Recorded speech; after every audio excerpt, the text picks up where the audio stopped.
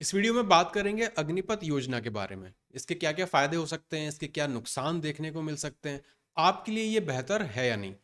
इस वीडियो में जो भी हम बात करेंगे पूरा कैरियर ओरिएंटेड रखेंगे कि कैरियर वाइज अगर देखें किसी स्टूडेंट के पर्सपेक्टिव से कि इस योजना का उसे ये लाभ मिलना है या फिर इसके उसे कुछ नुकसान भी झेलने पड़ सकते हैं। इन सारी चीज़ों पर बात करेंगे। आखिरी में एक जो बहुत इंपॉर्टेंट डिस्कशन करना है या फिर एक कंपैरिजन हम लोग करेंगे कि क्या अंतर पड़ेगा एक अग्निवीर की तरह सेना में जाने का और एक नॉर्मल जो अपना प्रोसीजर होता है सिलेक्शन का उससे सेना में भर्ती होने का। तो ये जो दो तरीके से हम लोग सेना में जा सकते हैं, इन दोनों के बीच में क्या फ़र्क है और इस फ़र्क को करने के लिए कुछ 4-5 पैरामीटर हैं, उनके हिसाब से हम इसको जज करेंगे और फिर इसके हिसाब से आप बाद में डिस्कस या डिसाइड कर सकते हैं अपने लिए कि बेटर है या नहीं। अब इस योजना की अगर बात करें तो इससे जुड़े या इसको समझने या समझाने के लिए 3 दस्तावेज हैं जो कि अभी पब्लिक डोमेन में अपने पास हैं। ये तीनों दस्तावेज अलग-अलग वेबसाइट पर हैं, गवर्नमेंट की वेबसाइट पर हैं, तो हो सकता है तीनों आपने ना देखे हों। तो इनको मैंने कंपाइल कर लिया है। इसका मैं पीडीएफ आपको दे दूँगा, अपने टेलीग्राम चैनल पे अपलोड कर दूँगा, वहाँ से आप इसे डाउनलोड कर सकते हैं। लिंक आपको वीडियो के डिस्क्रिप्शन में मिल जाएगा। तो पहला जो इसमें डॉक्यूमेंट है वो है ये वाला जो ब्रोशर है अग्निपथ स्कीम का या योजना का। ये होपफुली आप सबने देखा ही होगा। इसके अलावा इससे जुड़ा एक और चीज़ है, वो है फ्रिक्वेंटली आस्क्ड क्वेश्चन। उसका एक पीडीएफ अवेलेबल है वेबसाइट पर। और तीसरा जो है वो है प्रेस इंफॉर्मेशन ब्यूरो पर जो प्रेस रिलीज जारी हुआ था 14 तारीख का, वो है। तो ये 3 डॉक्यूमेंट्स हैं, सफिशिएंट है इस स्कीम को अच्छी तरह से समझने के लिए। इसके अलावा जो प्रेस रिलीज हुआ था, जो डिफेंस मिनिस्टर ने किया था, उसमें उन्होंने और भी एक्स्ट्रा चीज़ें कही थी, लेकिन जो भी उन्होंने कहा था वो रिटन फॉर्म में कहीं पर देखने को मिल नहीं रहा है। तो उस चीज़ को फिलहाल के लिए हम छोड़ेंगे। जो चीज़ें लिखित में हमारे पास हैं उसके हिसाब से स्कीम को हम लोग जज करेंगे। अब इस को थोड़ा सा मैं जूम कर देता हूँ ताकि आपको दिखे। बहुत सारी एक्स्ट्रा चीज़ें इसमें लिखी हुई हैं, वो आप अपने फ्री टाइम में पढ़ लेना इसे डाउनलोड करके, क्योंकि उसमें डिस्कस करने जैसा कुछ है नहीं। हम जो डिस्कस करेंगे प्योरली कैरियर वाइज इसमें हमें कुछ फ़ायदा होते दिख रहा है कि नहीं, उसके हिसाब से बस हमें देखना है। इसको अगर बात करें तो 4 साल का ये कार्यकाल रहेगा। ठीक है। और सबसे खास बात जो इसमें देखने को मिल रही है, अगर बाकी सब चीज़ें नेगेटिव चीज़ों को छोड़ भी दे, तो सेवा निधि। सेवा निधि जो यहाँ पे मिल रहा है वो अच्छा खासा एक अमाउंट मिल रहा है। तो अगर बाद में इसको आप कई तरीके से यूज़ भी कर सकते हैं, अभी उसके बारे में थोड़ा डिटेल में बात करेंगे। इसके अलावा एक चीज़ पर जो डिबेट है या फिर कह सकते हैं कि थोड़ा सा क्लैरिटी नहीं है, वो है 25% अग्निवीरों का चयन ना। तो परमानेंट एनरोलमेंट मिल सकता है अप टू 25% ना, ये 25% सही नहीं है। Up to 25%। अभी जब मैं आपको प्रेस रिलीज का वो ऑफिशियल नोटिफिकेशन दिखाऊंगा, वहां पर भी आपको ये देखने को मिलेगा अप टू लिखा हुआ है, मतलब 25% का नहीं होगा, 25% तक का हो सकता है। तो वो 0 से लेके 25% कोई भी नंबर हो सकता है, 25% फिक्स नहीं है। इन सारी चीज़ों पर बात करते हैं डिटेल में। इसी पीडीएफ का यहाँ पर और इन्होंने दिया हुआ है। सबसे पहले पात्रता की बात करें, कौन कौन एलिजिबल होगा, तो 17.5 साल से लेके 21 साल तक की ये आयु सीमा रहेगी। फिर भर्ती के लिए अगर देखें तो 4 साल की तो टोटल यहाँ पे अवधि रहेगी, उसमें से 6 महीने जो हैं वो आपके ट्रेनिंग के वहाँ पे रहेंगे। प्रशिक्षण को जो भी आपका पूरे स्टैंडर्ड के हिसाब से वहाँ पे सेना का होता है उसके हिसाब से आपको मिलेगा। सेवा जो है वो कहाँ कहाँ पर रहेगी, जो जो तीनों टुकड़ियाँ हैं हमारे इसकी आर्मी की, वहाँ पे कहीं पर भी आपको यहाँ पे प्लेस किया जा सकता है। तो अलग अलग यहाँ पे डाइवर्स फील्ड रहेगी जहाँ पे आपको काम करने का मौका मिलेगा। फिर अगर यहाँ पर देखें पैकेज की कितनी सैलरी रहेगी ना, अगेन इंपॉर्टेंट, क्योंकि जॉब कर रहे हैं तो सैलरी के लिए कर रहे हैं। तो सैलरी अगर देखें तो लगभग 4.76 लाख ये आपकी सालाना सैलरी रहेगी पहले साल के लिए। और जब आप आखिरी चौथे साल में होंगे तो आपकी जो सैलरी होगी लगभग वो 6.92 लैक्स। अब ये क्या है, कॉस्ट टू कंपनी ना, सीटीसी इसको बोलते हैं। तो इन हैंड कितनी आएगी, उसमें से कितना हिस्सा आपका कटेगा, कितना आपको बाद में सेवा निधि के रूप में मिलेगा, उसका भी एक टेबल बना हुआ है, वो आपको मैं नीचे दिखा दूंगा। फिर इसके अलावा जो कुछ भत्ते हैं वो आपको जोखिम और कठिनाई संबंधी अलग अलग जो ऐसे कुछ खास रीजन होते हैं जहाँ पर अगर आपको रखा जाता है या फिर वहाँ पे काम कराया जाता है, तो उसके लिए फिर आपको एक्स्ट्रा कुछ भत्ते दिए जाते हैं, तो वो यहाँ पर मिलेंगे। अब भत्ते से रिलेटेड एक चीज़ आपको समझनी है कि सारे भत्ते आपको नहीं मिलेंगे जो एक रेगुलर सैनिक को मिलते हैं, कुछ ही उनमें से आपको मिलेंगे। फिर सेवा निधि ना, ये बड़ी खास चीज़ है जो मुझे लगती है यहाँ पे कि कुछ नहीं तो कम से कम ये एक ऐसी चीज़ है जो कि काफ़ी फायदेमंद हो सकती है बाद में भी, तो वो है सेवा निधि। लमसम अगर अमाउंट देखें तो लगभग 11 लाख से थोड़ा सा ज़्यादा अमाउंट वहाँ पे अपने को दिखेगा। और वो मिलेगा कैसे? जो आपका मासिक वेतन होगा उसमें से 30% हिस्सा कटेगा, उतना ही हिस्सा सरकार मिलाएगी उसमें। तो जैसा कि अगर आपको पता हो कि जो प्रोविडेंट फंड होता है उसमें भी इसी तरह से रहता है, एम्प्लॉय का कुछ हिस्सा कटता है, उतना ही हिस्सा गवर्नमेंट मिलाती है और वो उसका एक सेविंग काइंड ऑफ बनता रहता है। तो सेवा निधि उसी तरह से बनेगी, 30% हिस्सा आपकी सैलरी से कटेगा, उतना ही हिस्सा गवर्नमेंट मिलाएगी और आखिरी में 4 साल के बाद वो आपको मिलेगा लमसम अमाउंट। तो लगभग 11 लाख 71 हजार का ये आपको सेवा निधि मिलेगी जो कि आयकर मुक्त होगी। तो ये राशि काफ़ी अच्छी है। मान लीजिए अगर आपको परमानेंट एनरोलमेंट में बाद में नहीं भी होता है किसी भी वजह से, तो फिर आप एटलीस्ट इस राशि का यूज़ करके कुछ और सोच सकते हैं, कर सकते हैं। ये एक तरह की बात हुई। पॉजिटिव नेगेटिव्स को अभी देखेंगे आगे चल के।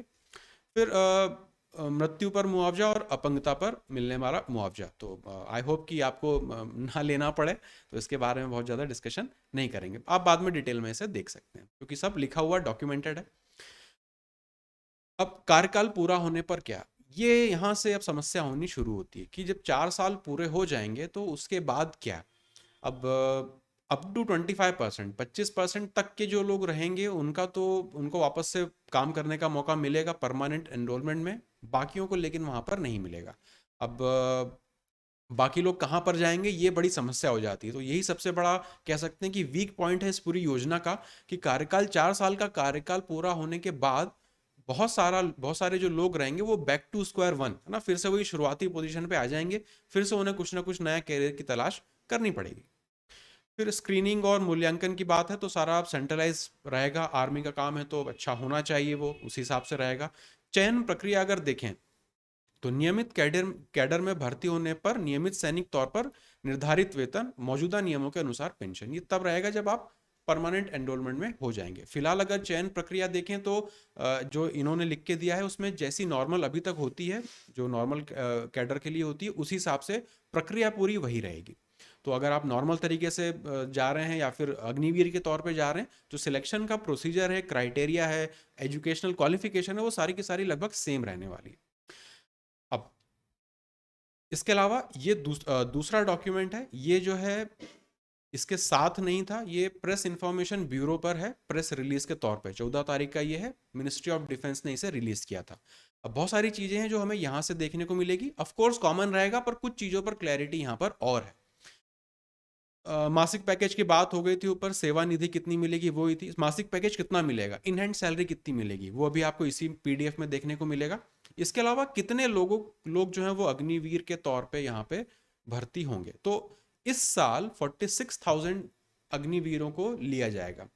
अब अगर इस 46,000 के हिसाब से अगर देखें और टॉप अगर आप मान लें कि पूरे 25% इनमें से भी अगर सिलेक्ट हो जाते हैं, तो 46,000 का 25% मतलब एक चौथाई करना है, तो 44,000 के हिसाब से 11, 2,000 के हिसाब से 500, मतलब 11,500 लोग जो हैं वो ही परमानेंट कैडर में जा पाएंगे 46,000 अग्निवीरों में से। तो ये हम कब मान के चल रहे हैं, जब पूरे 25% को लें, पर ऐसा कोई जरूरी तो है नहीं कि पूरे 25% ही लिए जाएंगे, वो तो अप टू है, हो सकता है 5%, 10%, 15%, 2%, किसे पता।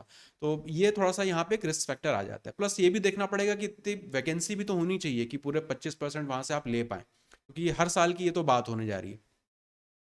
अब इसमें बहुत सारी चीज़ें और भी लिखी हुई हैं, पर जो हमारे लिए काम की चीज़ है वो है हमें मिलने वाला लाभ, है ना, कि आपको बेसिकली आप सैलरी कितनी ड्रॉ कर रहे होंगे, इन हैंड सैलरी कितनी आएगी, वो जो 30% हिस्से की बात हुई थी सेवा निधि, वो कितनी कटेगी और गवर्नमेंट उसमें से कितना मिलाएगी। तो यहाँ पे अगर लाभ की बात करें तो इन हैंड सैलरी जो है वो आपको लगभग 70% मिलेगी, 30% उस फंड में, सेवा निधि वाले फंड में जमा होगी। तो यहाँ पर अब ये इन्होंने इसी पीडीएफ में पूरा एक टेबल बना के हमें दे रखा हुआ है, तो ये थोड़ा सा अच्छा है। पहले साल की बात करें तो सैलरी तो आपकी 30,000 है, लेकिन उसमें से इन हैंड जो है वो आपको 21,000 मिलेगी। 30,000 में से जो आपका 30% हिस्सा है, मतलब 9,000 रुपये उस निधि में जमा होगा, उतना ही मतलब 9,000 रुपये गवर्नमेंट इसमें आपको और मिलाएगी। उसी तरह से दूसरे साल, तीसरे साल और चौथे साल में आपकी जो टोटल सैलरी वो 40,000 मानी जाएगी, उसमें से इन हैंड आपको 28,000 मिलेगा, 12,000 कटेगा उस निधि में जुड़ जाएगा और 12,000 ही गवर्नमेंट उसमें मिलाएगी। तो ओवरऑल अगर आप देखें इन 4 सालों के अंत में, 4 सालों के अंत में अब जो इतना जो ये तो आपका बेस अमाउंट हो गया जितना कि कटा, 5 लाख रुपए कुछ आपके कटे, उतने ही गवर्नमेंट ने मिला है और इस पर इंटरेस्ट आपको और मिलेगा। तो ओवरऑल 11,71,71,000 रुपए जो है वो आपको सेवा निधि के तौर पर मिलेंगे। ये अच्छा खासा अमाउंट है। तो ये एक पॉजिटिव पॉइंट मुझे लगा इस पूरी स्कीम में कि जो लास्ट में ये अमाउंट मिल रहा है वो अच्छा है। अब इसका यूज तमाम तरीके से आप कर सकते हैं। बाद में मान लीजिए आप परमानेंट कैडर में किसी वजह से ना भी आ पाए तो अमाउंट अच्छा है, ये थोड़ा सा एक कंफर्टेबल चीज है। अब इस सेवा निधि की थोड़ी सी बात कर ले तो आयकर से इसको छूट है, मतलब इसके ऊपर आपको कोई भी इनकम टैक्स नहीं देना है। तो जो अमाउंट है वो एज इट इज पूरा आपके पास रहने वाला है। ग्रेचुइटी और पेंशन संबंधी लाभों का कोई अधिकार नहीं होगा। तो मैंने आपको पहले भी बताया था स्टार्टिंग में कि सारे जो भी फैसिलिटीज एक रेगुलर सैनिक को मिलती हैं वो अग्निवीरों को नहीं मिलेगी। तो बहुत सारी पोस्ट रिटायरमेंट या रिटायरमेंट बेनिफिट्स होते हैं जो कि अग्निवीरों को नहीं मिलेंगे। तो ड्रॉबैक्स भी इसमें बहुत सारे हैं। इसी वजह से हमें कंपेयर करना बहुत जरूरी अब हो गया है कि अग्निवीर के तौर पे हमें ज्वाइन करने में फ़ायदा है या फिर एक रेगुलर एनरोलमेंट के तौर पे हमें ज्वाइन करने में फ़ायदा है। दोनों में क्या अंतर है, किस में क्या रिस्क है, वो सारी चीज़ें अभी डिटेल में नीचे डिस्कस करेंगे। और भी इसी से रिलेटेड छोटी छोटी चीज़ें दी हुई हैं, है ना, पर बहुत ज़्यादा इसमें डिस्कस करने वाली चीज़ें नहीं थी, इसलिए फ़िलहाल इसे नहीं लेंगे। फिर नियम और शर्तें, कुछ इंपॉर्टेंट चीज़ें हैं वो अपने को देखना है। तो जो भी अग्निवीर रहेंगे वो सशस्त्र बलों में एक अलग रैंक बनाएंगे जो किसी भी मौजूदा रैंक से अलग होगी। अब यहाँ पे आपको समझ लेना है, आपकी रैंक भी अलग है, आपकी सैलरी प्रोफाइल भी पूरी तरह से अलग है। काइंड ऑफ आप लोग एक कह सकते हैं कॉन्ट्रैक्ट की एक जॉब रहेगी। जैसे कि जो बाकी की जो अपनी गवर्नमेंट सेक्टर की जॉब्स होती हैं उसमें एक तो होता है रेगुलर एनरोलमेंट और दूसरा कॉन्ट्रैक्ट के तौर पे कई सारी चीज़ें भरी जाती है ना। तो जो कॉन्ट्रैक्चुअल एम्प्लॉयज़ होते हैं उनकी ना पे स्केल बराबर होती है ना उनको पोस्ट सेम मिलती है, वो एक अलग तरह की चीज़ हो जाती है। तो अग्निवीर भी उसी तरह की है। रैंक जो है वो कोई भी मौजूदा जो स्ट्रक्चर है सेना का उसमें से किसी पे नहीं है, एक अलग रैंक है ये। इसी वजह से सैलरी स्ट्रक्चर भी उस हिसाब का नहीं है, एक फिक्स सैलरी काइंड ऑफ यहाँ पे आपको दी जा रही है। इसी वजह से कोई भी जो तमाम सारे बेनिफिट हैं, रिटायरमेंट के जो बेनिफिट्स हैं, पेंशन है, बहुत सारी चीज़ें हैं वो आप लोगों को नहीं मिलेंगी। प्रत्येक विशेष बैच के 25% तक, है ना। अब यहाँ पे देखो क्लियरली लिखा हुआ है 25% तक, ये नहीं लिखा है कि 25% तक लिखा है ना, अप टू 25% इंग्लिश में बोलेंगे। तो यही प्रॉब्लम है यहाँ पे कि परसेंटेज भी देखो फिक्स नहीं है कि कितने लोगों का आउट ऑफ उन 46,000 में से सिलेक्शन होगा। 25% का भी हो सकता है, मे बी 5% का ही हो पाए। तो ये चीज़ पे क्लैरिटी नहीं है, ये सब चीज़ें बाद में जब होगा तब पता चलेगा 4 साल बाद। तो अनसर्टेनिटी देखो इसमें बहुत सारी है ना, कैरियर रिलेटेड भी बहुत सारी अनसर्टेनिटी है कि यार 4 साल बाद क्या होगा, कहाँ पे जॉब रहेगी, परमानेंट एनरोलमेंट मिलेगा नहीं मिलेगा, नहीं मिला तो फिर क्या करेंगे। तो यही सारी प्रॉब्लम है जो कि स्कीम को लेकर जो आपको इतना रोज देखने को मिल रहा है वो इन्हीं सारी चीज़ों की वजह से। और इसमें आगे देखें तो अग्निवीर सशस्त्र बलों में नामांकन के लिए निर्धारित चिकित्सा पात्रता शर्तों को पूरा करेंगे। तो सिलेक्ट होने के लिए देखो जो भी मेडिकल स्टैंडर्ड है, जो कि फिजिकल स्टैंडर्ड है, एजुकेशनल जो आपकी क्वालिफिकेशन है, वो सारी की सारी सेम है। जैसे कि जो जनरल ड्यूटी जो अपने सैनिक सेलेक्ट होते हैं उनके लिए जितनी सारी क्राइटेरिया हैं वही सारे आपके ऊपर भी एप्लीकेबल होंगे। तो इसमें सिलेक्शन होना कोई आसान नहीं है। जो जितने पापड़ बेलने हैं वो तो सारे के सारे देखो दोनों में सेम ही है। अब यहाँ पे बस ये हो रहा है कि बेनिफिट्स आपको उसके कम मिल पा रहे हैं, तो इसी वजह से इसको लेके बहुत लोग ज़्यादा खुश नहीं है। ये दूसरा पीडीएफ था। तीसरा है ये वाला फ्रिक्वेंटली आस्क्ड क्वेश्चन, ये भी आपको वेबसाइट पर मिल जाएगा, पर यहाँ पर मैंने इसको पूरा कंपाइल ही कर दिया है तो एक साथ आप एक ही जगह से देख पाएंगे। इसमें से बहुत सारी जो चीज़ें थी, एक तो वही 25% वाली चीज़ थी, देखो यहाँ पर इन्होंने क्लियरली लिख दिया उसको अप टू 25%, जबकि मेन ब्रोशर में उन्होंने अप टू नहीं लिखा, केवल 25% लिख के छोड़ दिया था। तो ये थोड़ा सा डॉक्यूमेंट्स में आपस में जो है वो चीज़ें जो है कोरिलेट नहीं कर पा रही हैं, पर सही चीज़ यही है, अप टू 25%। तो इस पर तो डिस्कशन हो गया था। और भी बहुत सारी चीज़ें हैं लेकिन इन पे डिस्कस करने जैसा कुछ है नहीं। हम जो मैं फोकस कर रहा हूँ जस्ट प्योर कैरियर रिलेटेड है ना, कितना हमें सैलरी मिलेगी, कहाँ किस तरह का सिलेक्शन प्रोसीजर रहेगा, बेनिफिट्स हैं नहीं है क्या है, उन चीज़ों को हम लोग टारगेट कर रहे हैं। बाकी जो एक्स्ट्रा चीज़ें आप लोग आराम से पीडीएफ से पढ़ सकते हैं, इसमें तो कोई बहुत ज़्यादा डिस्कस करने जैसा है नहीं। एनरोलमेंट की परमानेंट कैडर पे एनरोलमेंट होगा नहीं होगा, किस तरह से होगा, तो उस पर भी 6 नंबर का पॉइंट इन्होंने दे रखा है। तो अगेन वही 25% तक के जो रहेंगे उनका यहाँ पे एनरोलमेंट होगा। और अगेन सेम चीज़ें हैं, बहुत ज़्यादा इसमें कुछ है नहीं। पैकेज वगैरह की पहले ही बात हो चुकी है, तो ये नंबर्स फिगर्स क्या क्या मिलेगा, सेवा निधि कितनी मिलेगी, कंपनसेशन क्या है, वो सब ऑलरेडी डिस्कस कर चुके हैं, वही चीज़ यहाँ पर रिपीट हो गई है। अब सबसे मेन मुद्दा, इस चीज़ को अब क्लियरली अपने को समझ लेना है कि यार फ़ायदा है या नुकसान है अग्निवीर के तौर पे जाने पे या फिर एक रेगुलर सिपाही के तौर पे जाने के। तो ये यहाँ पे आप इसको इस तरह से देख लो कि मान लो दो दोस्त हैं, एक जो है वो रेगुलर सिपाही की तरह भर्ती हुआ और दूसरा दोस्त जो है वो अग्निवीर की तरह भर्ती हुआ। तो दोनों में देखो क्या क्या डिफरेंस आएगा, इस 5 पॉइंट के हिसाब से अपन देखने की कोशिश करते हैं। तो सबसे पहले अगर सैलरी की बात करें तो जो अग्निवीर है उसकी सैलरी तो फिक्स है। रेगुलर सोल्जर जो है उसको सैलरी के अलावा है ना, उनका आई थिंक 1800 ग्रेड पे से शुरुआत होती है, इसके अलावा अलग अलग बहुत सारे तमाम सारे भत्ते मिलते हैं। तो ओवरऑल अगर सीटीसी देखें तो रेगुलर सोल्जर का वो ज़्यादा निकलेगा। तो यहाँ पर बेनिफिट है वो क्लियरली रेगुलर सोल्जर को है, तो इसको ऐसा अप एरो बना देते हैं। अग्निवीर को यहाँ पे सैलरी वाइज अगर देखें कंपैरिजन में तो वो कम मिलेगा। बेनिफिट और अलावेंसेस की बात करें, एक्स्ट्रा भत्ते जो मिलते हैं, तो सीधी सी बात है जो रेगुलर यहाँ पे सोल्जर रहेगा, सिपाही रहेगा, उसको यहाँ पे ज़्यादा भत्ते ज़्यादा अलाउंसेस मिलेंगे। अग्निवीर जो है उसको कम मिलेंगे। एक्सपीरियंस काउंट से मेरा मतलब है कि 4 साल का दोनों ने जॉब करी ना, जो आपका दोस्त सिलेक्ट हुआ रेगुलर पोस्ट पे वो भी और आपने भी। 4 साल के बाद क्या होगा, उस 4 साल के हिसाब से जो रेगुलर आपका सिपाही के तौर पे जो सिलेक्ट होगा उसको उसके प्रमोशन में उसको फ़ायदा मिलेगा, उसको इंक्रीमेंट में फ़ायदा मिल रहा होगा। वो 4 साल उसके एक्चुअली काउंट होंगे, उसकी पूरी सर्विस में ये चीज़ काउंट होंगे। तो ये चीज़ का फ़ायदा इसे मिलेगा। लेकिन अगर अग्निवीर की बात करें तो 4 साल के बाद अगर वो परमानेंट एनरोलमेंट में आता भी है तो वापस उसे बैक टू स्क्वायर वन है ना, जीरो से उसे वापस से शुरुआत करनी पड़ेगी। तो उसके जो टोटल सर्विस पीरियड रहेगा उसमें ये 4 साल काउंट नहीं होंगे। इस वजह से उसको यहाँ पे डिसएडवांटेज है, एक्सपीरियंस काउंट वहाँ पे उसका नहीं हो रहा होगा। फिर रिटायरमेंट बेनिफिट्स की बात करें तो रेगुलर सोल्जर है, बहुत सारे उसको भत्ते हैं, तमाम सारी नेशनल पेंशन स्कीम है, बहुत सारी चीज़ों में उसको यहाँ पे फ़ायदा है, इसे ये सारी चीज़ें मिलेंगी। अग्निवीर को ये चीज़ें नहीं मिलेंगी।